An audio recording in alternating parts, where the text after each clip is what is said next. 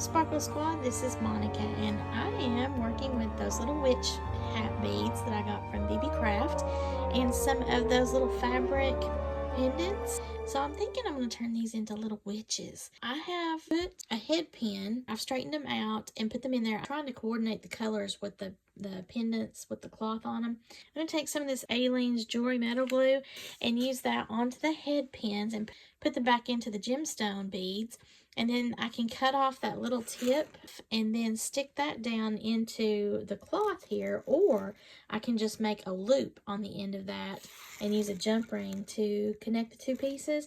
That way I can have the little heads on the skirts, and I think that's going to be so cute. So I'm going to go ahead and do that tonight and then let it dry, because in the morning I'll be doing all the cutting of the head pins. That way I don't have anything, breaking apart on me while it's trying to cure. But I just wanted to play around with this and see if I could make some little witch bodies in a different way than I have before. I have my glue now on each of those head pins, and the head pin is stuck back into the bead itself. I'm going to do the blue witch faces, or the witch heads, on this one here. Now, I know that this is an eye pin because of the loop here. It's just a simple loop through a bead cap. But if I separate the fabric, there's got to be something, either another loop or it's through a bead. So here's what's holding that together on the bottom. They've put a pearl and then just done another simple loop. So I'm going to cut the simple loop out and then pull that out. And then I'm going to put the witch through there and make another simple loop and probably just do like they did and have the bead in there. That way it keeps the skirt full. I'm just going to come right here at the very top and cut the simple loop off. Then that should release, yep, the bead cap. And you can see how that is stuck up the top there. That's just going to come out. There's no glue there. And there's a little hole through all that fabric. So I'm going to lay that there and try not to get it disheveled very much, because now hopefully I'll be able to stick my little witch head through there. But first I have to cut off the tip of the head pin here. So I'm just going to take my flush cutter and we're going to do that right now. Careful that you don't let these fly up and hit you in the eyeball. I'm going to try to reuse this little pearl that was up under there. So I'm going to attempt to put that back on, and this time have a witch head. And then I'm glad I've got a little bit longer of a head pin. Okay, so I'm going to have to go through each layer, it looks like, because it doesn't want to cooperate. Those two, I think, are together. I'm reassembling this. Oh my goodness. Oh my goodness. I'm in love with this. Oh, this was such a cute idea. Look at that. I already love it. I need to get my skirt pushed up into that bead cap. And I guess that's where that bead, that little pearl bead, came in handy. So let me go ahead and stick that back under there. And then when I push that bead down there, I may need my round nose pliers so that I can get that going where I need it to, into that bead cap. This is just too stinking cute. Oh, I love this. As I'm holding that pearl down, I can see that the fabric is in my bead cap. So it looks like I've got the head, then this is the top, then this is the skirt. So now I've got to just somehow get that to want to stay. Now this is where it's going to be tricky. I could use my one-step looper, but I'm afraid I won't be able to get where I need to because I'm trying to hold this in such a way. I may have to take my glove off too, but I don't know. We're testing this. I think I'm touching that bead. I just did that with the one-step loop tool. I was able to make the loop, but the problem is there's too much separation. See, it makes, because it's weeble wobble, since there's too much room now, the fabric is coming out of this bead cap here. I'm going to pull the metal out a little bit more. I'm going to push this bead down again with my fingers. You see all that space I have? I don't want all that space. I'm going to cut this loop, and I'm going to try this again, but this time I'm going to do it just with my little pliers so I can get a nice bend. This is a little precarious, but I was able to make my bend. So this time, I'm just going to do a simple loop with my pliers, if I can get back under this. and just start rolling this back towards the bead. This way it'll be a tighter loop against that pearl. But the fabric, you see how the fabric now is back up where I want it to be? Oh no, that's cute. Having that out like that might be the way I want it or not. Just depends on how you like the look. That's so cute. I love that. Okay, but I'm going to go ahead and push them back down. I'm still going to be hanging the witch onto the ear wire with like a jump ring there, even though this is a matte. What I could do is take some sparkly fingernail polish and paint the hat. That way it kind of protects the matte of the little hat piece here from scratching. But I'm not going to do that right now because I don't have any, I don't think, that would look nice on that. But this is super cute. So I'm going to go ahead and just put that on an ear wire like that, and then I'm going to do the other one on this little cloth pendant with that blue. Now, because that worked out in how I did the loop the second time, because it didn't have all that space that was giving me a problem because I didn't want this to be loosey-goosey, I'm just going to do them all like that. So I'm just going to select the cloth pendants that coordinate with whatever witch head that I want to use, and then have a bunch of little earrings that are super cute because it looks like they have a dress. Oh, this is so cute. I love it. Look at that. So this is a blue tiger's eye. Precious. All right. So let me go and make some more. I just got a little jump ring. I'm going to open that up. Just very simply open and close the door is how I refer to it. So I either pull it towards myself or push it away from myself using my right hand. I'm going to pull it towards myself. That way it's open this way.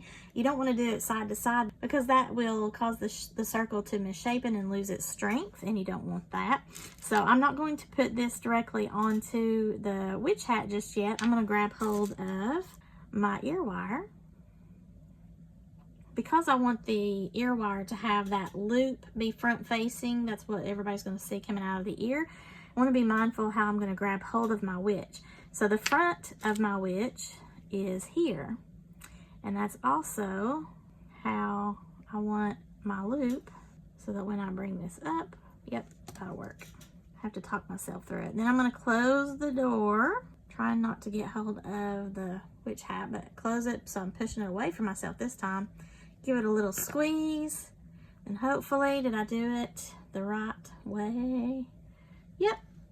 So,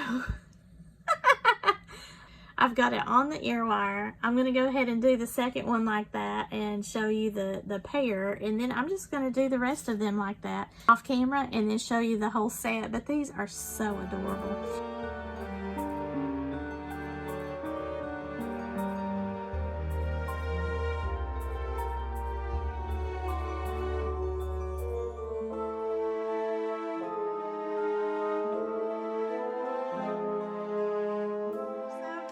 I love taking that through those little cloth pendants. That is awesome. All right, so I've got all of those left to do. I'm going to go ahead and do that and then come back and show you how they all look. Just wanted to show this one was made a little bit differently. This one had the pearl and the bead cap on the head, just like this here. And then I cut that apart. When I went to turn it upside down, the only thing that's holding it is the simple loop. So there's nothing, like there's not a little pearl or anything. So I could just use the pearl head if it'll fit. Let's see, will it fit? Yeah, it'll fit, but it is just a little bit too large. But because this fabric isn't so many pieces like that fabric was, there's only the 2 pieces here, I think I'll go ahead and just use the large pearl. Okay, so I have pushed that pearl into the bead cap, which is taking the fabric up into that. So I think I'm going to just go ahead and do it so that I can make my loop. I'm going to push it down as far as I can without breaking anything. And I'm going to try to pull this time with the longer wire. That way I get a bit better of a bend. Cut that off about right there, trying to not let it fly up and hit anybody in the eyeball. And then take my round nose plier and just make a simple loop, letting it be a very snug, simple loop up against that pearl, because we don't want there to be a loose pearl. See how I'm like right up against that pearl? There we go. It's very nice and snug. And the fabric is pushed up into that bead cap. I just love it. Oh, this is so cute. Now this one's head is positioned a little bit differently. So this is the front of the hat, the way the hat is sitting, and I like the way the skirt is because some of these are a little, like, the fabric's all over the place. But so now I'm going to put this on ear wire. Now again, I could do gold or I could use black because it's a black hat. So on this one, I think I'm going to use the black. So I've got to get a probably gunmetal because I don't have just plain black that is this small. And just do the same thing that I did before. In this one's situation, the hat is placed onto the bead a little bit differently. So I have just added an additional jump ring. So there's 2 little jump rings, and I'm going to put my ear wire on now. And then that way, when I close my ear wire, the earlobe portion of this ear wire will be showing on the front of my witch. How cute is that? I'm telling you, I'm so happy. And so that actually gave it a little bit more wiggling. So that's kind of neat in the wind. Also, it gives you a little bit more length if you want that. This is glued. So that might be problematic on that style. I got my witch earrings made. Now, as far as the types of fabric pendants, those that had the pearl tops and the just bead cap on it were far easier because of the looping and no gluing. Now these 2 types, the fan type and then this bell that's been glued on, because of the glue, it's going to be too hard to try to get the fabric out without ruining that. And then the inch thing here is also glued. But I wanted to show you what that bell style looks like. It's cute, but it's not what I wanted. It's not like it's an elongated neck type of thing.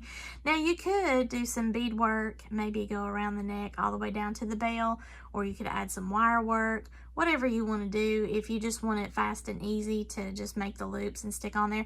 But I don't like that. So, I mean, I made these. These are just something a little cutesy. But I don't want to create that particular style as opposed to these. Oh my gosh, these are just darling. Look at those. Now, this looks like a little person.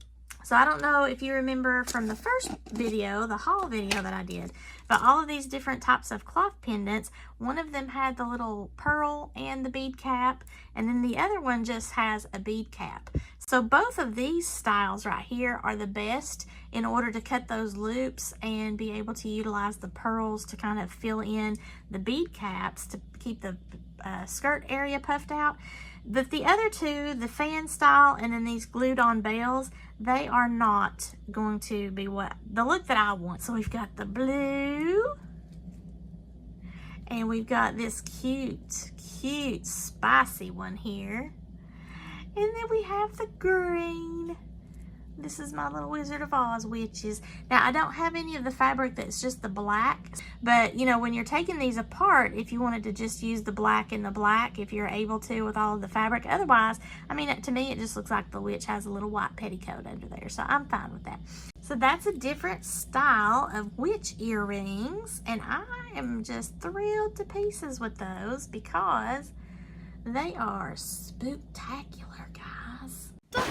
Double, toil and trouble, fire burn and cauldron bubble, fillet of a finny snake, in the cauldron boil and bake, eye of newt and toe of frog, wool of bat and tongue of dog, adder's fork and blindworm's sting, lizard's leg and howlet's wing, for a charm of powerful trouble, like a hell broth boil and bubble. Double, toil and trouble, fire burn and cauldron bubble. Cool it with a baboon's blood, then the charm is firm and good.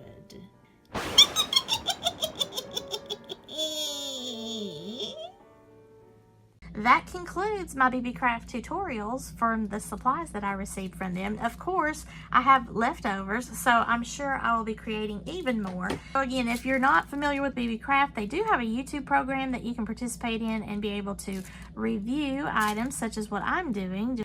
I'll be sure to put my links below, and then I'll also have the links to the products that I've been playing with because I just absolutely love them. Those will be my affiliate links. And remember to use your coupon Monica10 to get 10% off of your purchase. If you like this video, please give me a thumbs up. Share this with any of your jewelry making friends that might be interested in beading supplies or craft supplies from my friends at BeeBeeCraft.com. And leave me a comment below. Let me know what you liked best about my haul and my little witch earrings. I hope that you all have a spooktacular, sparkle-rific Halloween season.